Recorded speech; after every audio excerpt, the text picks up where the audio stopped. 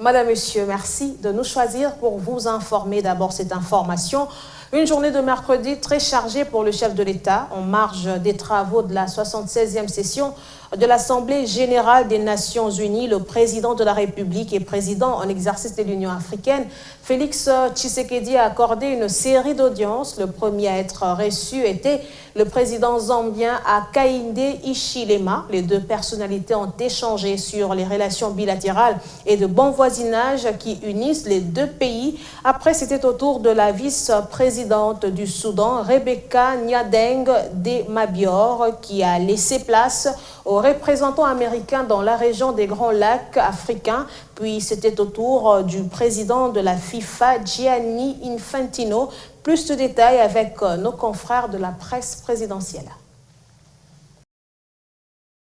C'est l'une des premières rencontres officielles entre Félix-Antoine Tshisekedi et Hakainde Hichilema. Élu le 24 août dernier, le nouveau président de la Zambie a pris de longues minutes pour harmoniser les vues avec le président de la République démocratique du Congo sur les questions d'intérêt commun. Sécurité aux frontières, coopération économique, des sujets au cœur des entretiens entre les deux personnalités. Mais nous avons également parlé de la sécurité entre nos deux pays parce qu'il faut se rassurer que la frontière entre nos deux pays est stable et est en paix pour pouvoir aider à faciliter tous ces échanges commerciaux entre nos deux pays. Nous sommes tombés d'accord qu'il n'y aura rien qui peut nous empêcher de discuter, même sous forme de dialogue entre nos deux pays, parce que nous sommes la même famille et généralement la famille, quand il y a des problèmes, ces problèmes sont résolus par le dialogue et par la discussion. Donc je suis vraiment content de cette réunion que nous avons eue.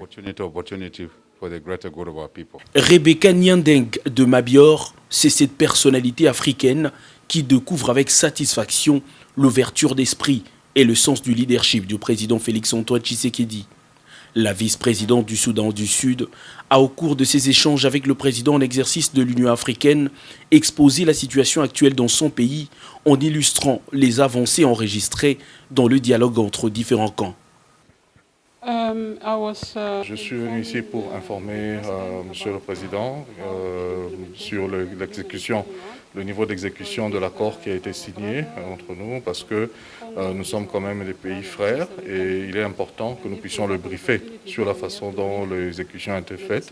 Et deuxièmement, je suis aussi ici pour l'inviter à venir rencontrer son frère, le président du Sud-Soudan, qui va lui donner beaucoup plus de détails dans la façon dont l'accord qui avait été signé est en train d'être exécuté. Il n'est plus officiellement dans les affaires, mais n'a pas perdu son influence auprès de décideurs américains.